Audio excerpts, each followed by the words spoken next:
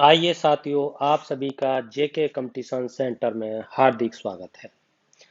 आज आपके लिए बहुत ही महत्वपूर्ण टॉपिक से संबंधित प्रश्न लेकर आए हैं, जो आए दिन साथियों को, दोस्तों को दिक्कत होती है। बहुत ही सारे फोन लगातार आ रहे थे कि कृषि से संबंधित जो महत्वपूर्ण क्रांतियां हैं, उन क्रांतियों से संबंधित आप उनकी समस्याओं का सॉल्व कराइए, ताकि हर एग्जाम में जो भी प्रश्न आते हैं कृषि क्रांति से संबंधित, उनमें किसी भी प्रकार की कोई प्रॉब्लम ना होने पाए।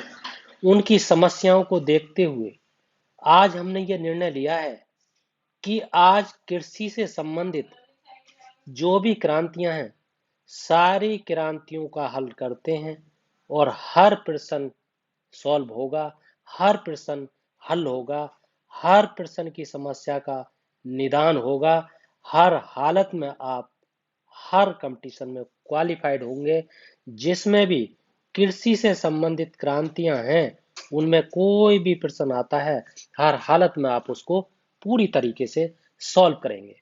आइए साथियों, दोस्तों, मित्रों, बहनों, आज की इस वीडियो को प्रारंभ करते हैं और देखते हैं, और अंत में एक बहुत सारी जो भी मोस्ट क्रांतियां हैं, उनको एक साथ रिवीजन करते हैं। वीडियो में लगातार बने रहिए, ताकि हर प्रकार की समस्या का समाधान शीघ्र और जल्दी किया जा सके। आइए, पहला प्रश्न है, निम्नलिखित में से कौन सा एक भारत में नीली क्रांति से संबंधित है? तो नीली क्रांति से संबंधित है मत्स्य पालन। मत्स्य पालन, जिसे मछली पालन कहते हैं। मत्स्य पालन का दूसरा नाम मछली पालन है। आइए और देखते हैं क्या क्या प्रश्न बन सकते हैं। दूसरा नाम क्या है? दूसरा नाम आपको बताना है मछली पालन। ये आपको ध्यान देना है, मछली पालन। और क्या हो सकता है? मछली में, मछली का जो तेल होता है, उनमें कौन कौन से विटामिन पाए जाते हैं? विटामिन के बारे में कई बार आता है। आइए इसे यहीं पे सॉल्व कर लेते हैं। कौन कौन से विटामिन? तो आपका विटामिन के होता है, विटामिन ई होता है, विटामिन डी होता है, और विटामिन ए होता है। इसी तरीके से ये जो विटामिन होते हैं, ये विटामिन क्या होते हैं, किस में घुलनशील होते हैं? तो ये आपके वसा में घुलनशील होते हैं। ये आपको ध्यान देना है, वसा में घुलनशील होते हैं। ये पूछा जाता है कि निम्नलिखित विटामिन में से कौन सा विटामिन वसा में घुलनशील है? तो विटामिन के है आपका, विटामिन ई है, विटामिन डी है, विटामिन ए है। और क्या प्रश्न होता? अच्छा हाँ, ये भी पूछा जा सकता है, चलो ये वसा में घुलनशील है, तो जल में घुलनशील कौन कौन से? इस तरीके का प्रश्न भी बन सकता है, क्योंकि कई कंपटीशन में लगातार ये प्रश्न पूछा जा रहा है। तो विटामिन बी और सी। अच्छा, और प्रश्न क्या हो सकता है? हाँ, भारत में किस मछली का उत्पादन सबसे अधिक होता है? उत्पादन सर्वाधिक होता है किस मछली का? तो आपको जवाब देना है रोहू मछली का। रोहू मछली का उत्पादन भारत में सर्वाधिक होता है। और भी है एक मछली जिसका नाम है कतला मछली। रोहू के बाद में कतला मछली का उत्पादन होता है। ये आपको ध्यान देना है। और क्या प्रश्न हो सकता है? भारत में सर्वाधिक मछली उत्पादन वाला राज्य कौन सा है? सर्वाधिक, ये प्रश्न भी बन सकता है। सर्वाधिक मछली उत्पादन वाला राज्य कौन सा है? इस तरीके का प्रश्न बन सकता है। आपको बताना है कर्नाटक। ये आपको ध्यान रखना है। आइए आगे देखते हैं। अगला आपका प्रश्न है, गोल क्रांति का संबंध किससे है? गोल क्रांति का संबंध किससे है? तो आपका उत्तर होगा आलू से। अब आलू से है, आलू से भी बहुत सारे प्रश्न बनते हैं। आलू में सर्वाधिक मात्रा में क्या पाया जाता है? ये चलो विज्ञान का प्रश्न है, सर्वाधिक मात्रा में कौन सा तत्व पाया जाता है? तो आपका उत्तर होगा पोटेशियम। ये आपको ध्यान देना है, पोटेशियम पाया जाता है। और सर्वाधिक उत्पादन जो आलू का होता है वो कहाँ होता है? सर्वाधिक उत्पादन, सर्वाधिक उत्पादन का राज्य पूछा जा सकता है, सर्वाधिक उत्पादन वाला राज्य, तो आपका उत्तर होगा उत्तर प्रदेश। बहुत ही महत्वपूर्ण है और ये आपको ध्यान रखना है। और क्या प्रश्न हो सकता? अच्छा, प्रति हेक्टेयर में अगर पूछा जाए कि प्रति हेक्टेयर में आलू का उत्पादन किस प्रदेश में होता है, किस राज्य में होता है, यानी राज्य पूछा जाए इस तरीके से, तो आपको बता देना महाराष्ट्र। ये आपको ध्यान रखना है। और क्या प्रश्न हो सकता है? सर्वाधिक बोई जाने वाली फसल, इस तरीके से पूछा जा सकता है, सर्वाधिक बोई जाने वाली फसल कौन सी है?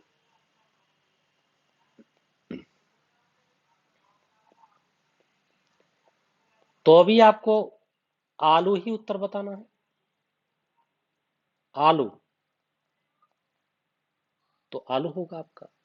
अच्छा, आलू का जो आलू लाने का श्रेय भारत में किसका है, किसका श्रेय है?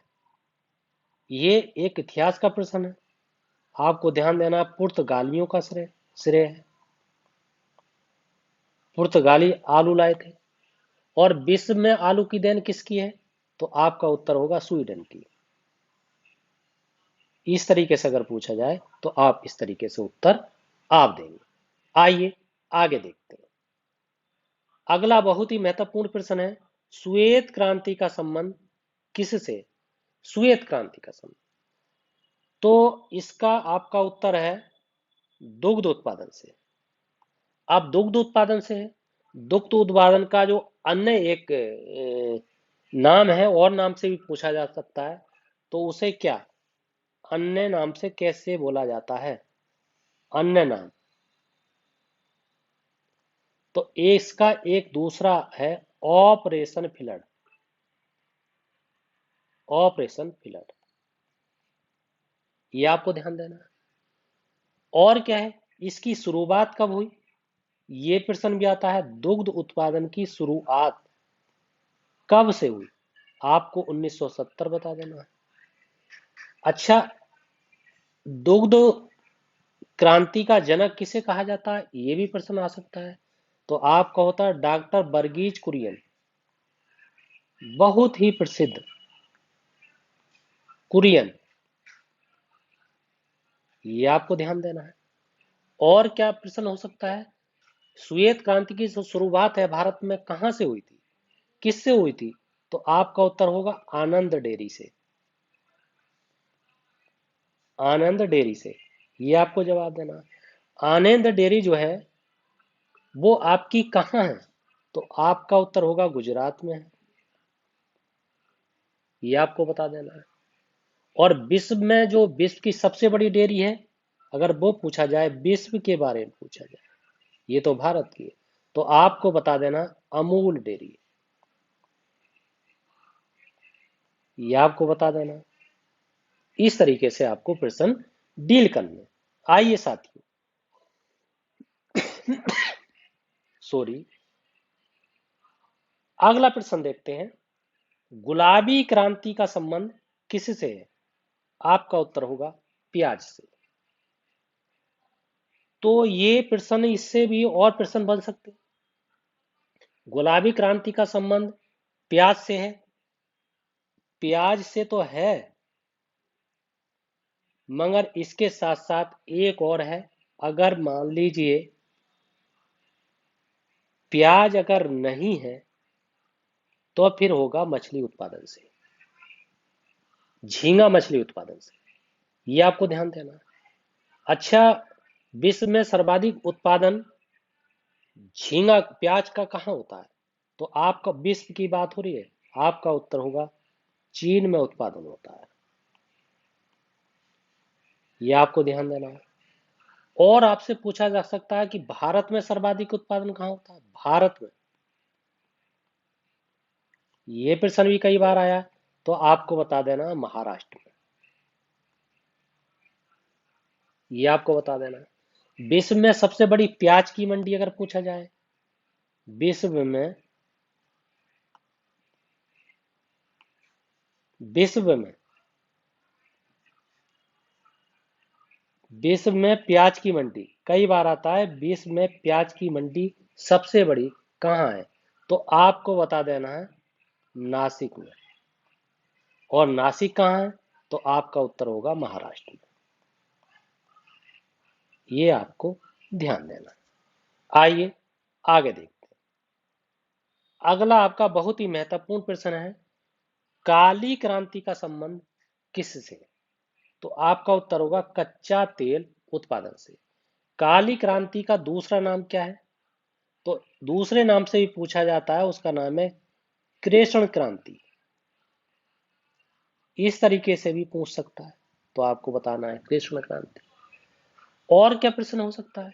देखो, जैसे काली क्रांति है, अब और भी क्रांतियां हैं, जैसे कि मैं आपको बताऊं, एक क्रांति है भूरी क्रांति। भूरी क्रांति है, इस भूरी क्रांति में काय का उत्पादन होता है? उर्वरक का उत्पादन होता है। और आपकी एक क्रांति है जिसे मूक क्रांति कहते हैं, मूक क्रांति।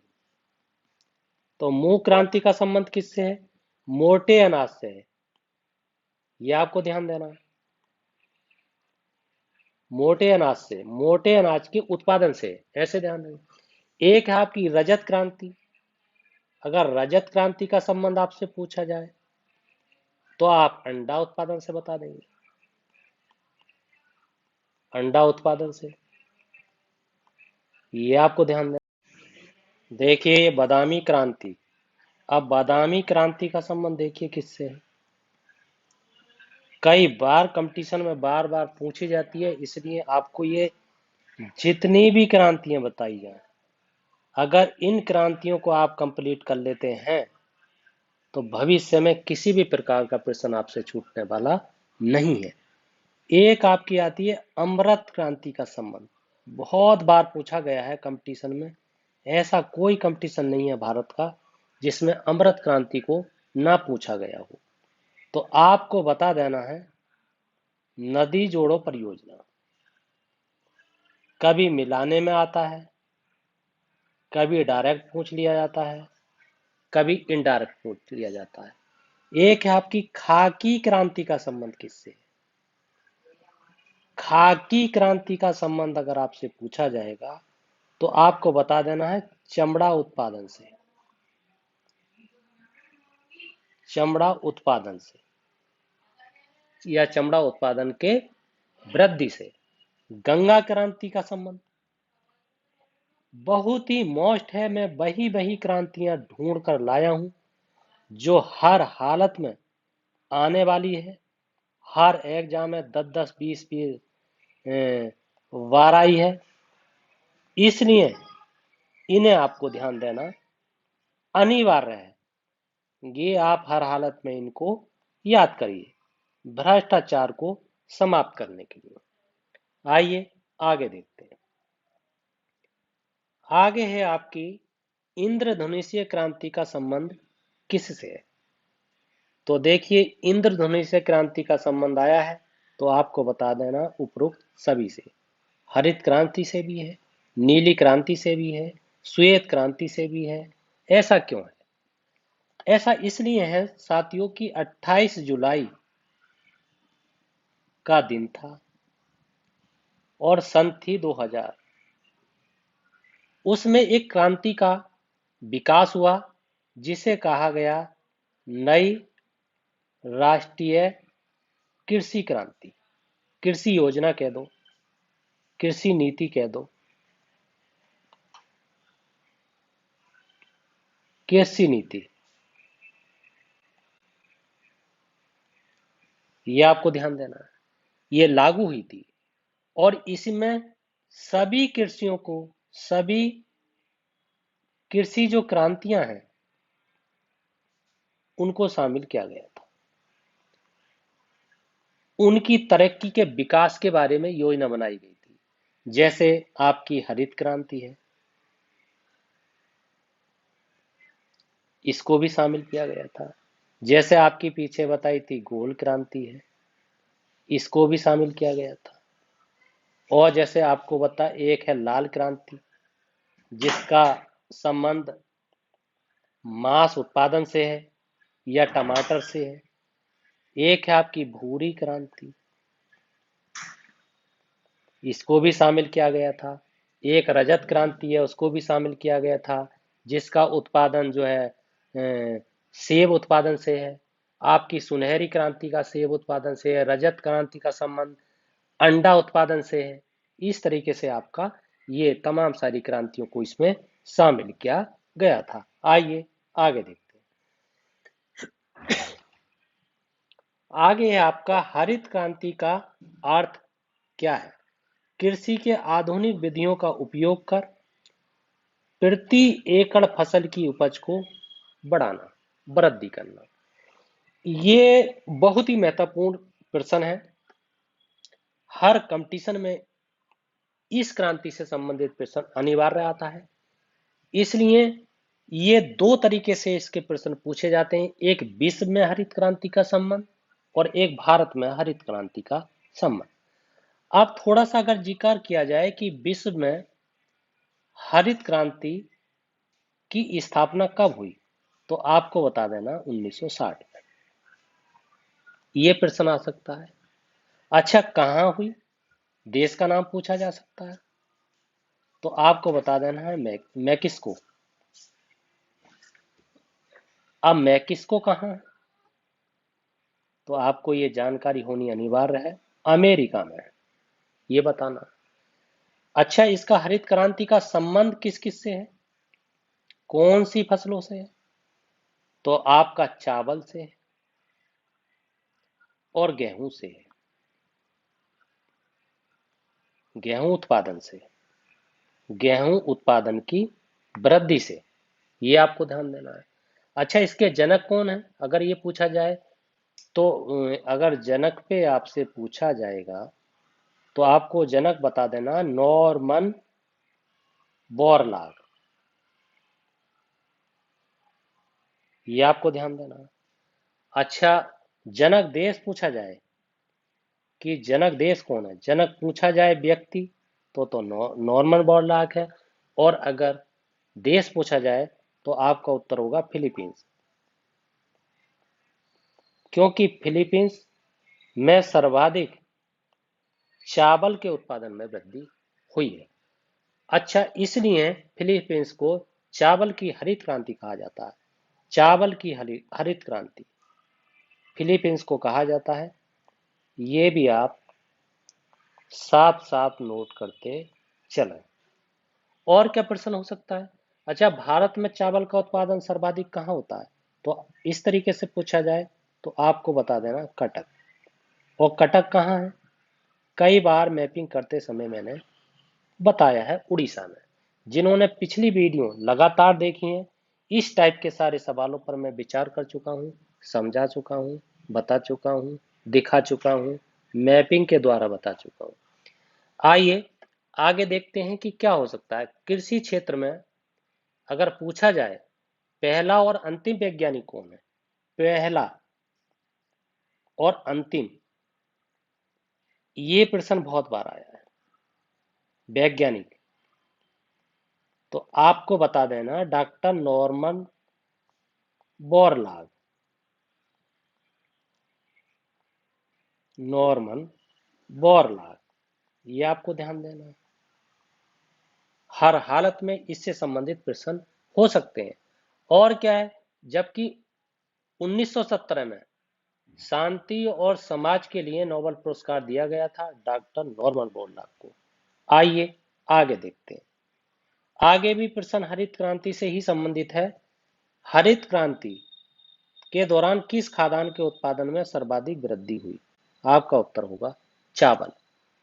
देखो चलो और है, इस पे गौर फरमाते हैं।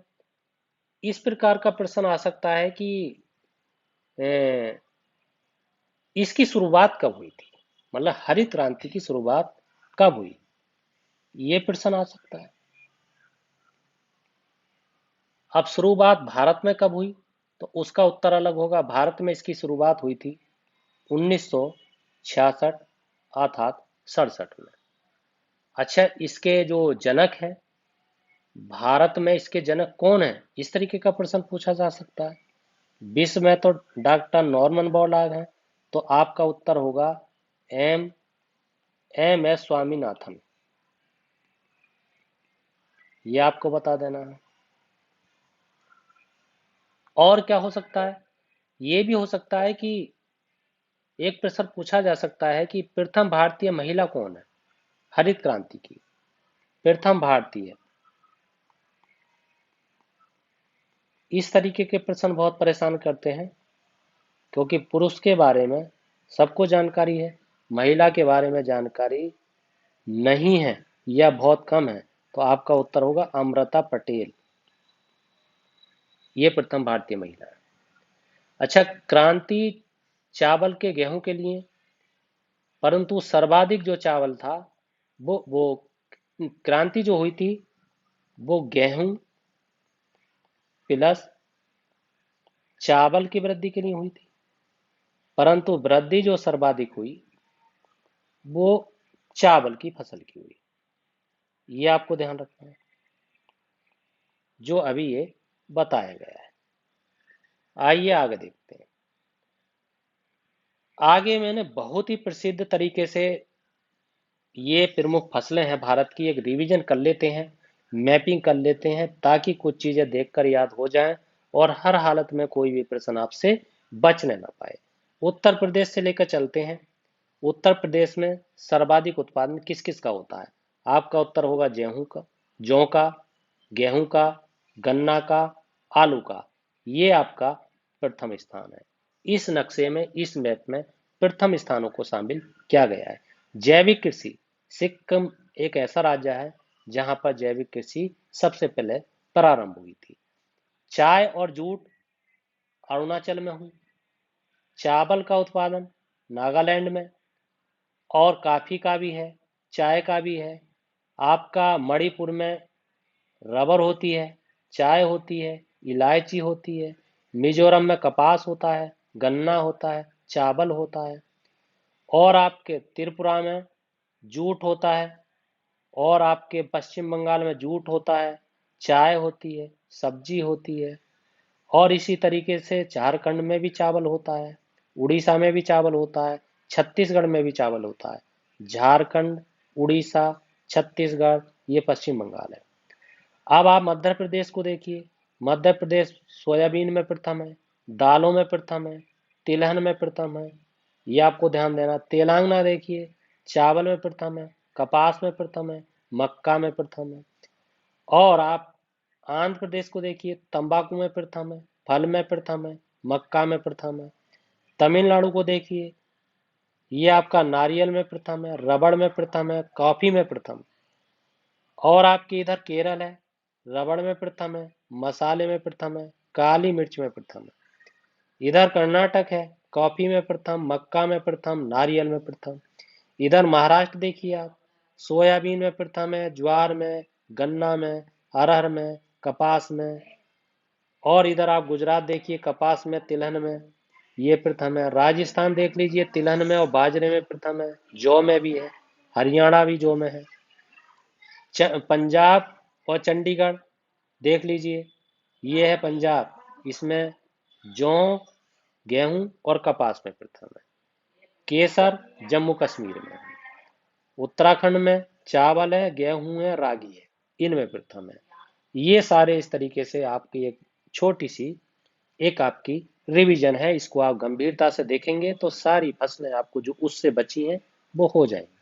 आइए आगे देखते हैं। आगे आपका एक जैविक कृषि से संबंधित अवयव। जैविक कृषि उत्पादन करने के लिए कौन कौन से अवयव हैं, अगर कहीं छांटने के लिए आ जाए, कहीं दे दिया जाए कि जैविक कृषि के अवयव निम्नलिखित में से कौन से नहीं हैं, या कौन से हैं, या उपरोक्त में से सभी।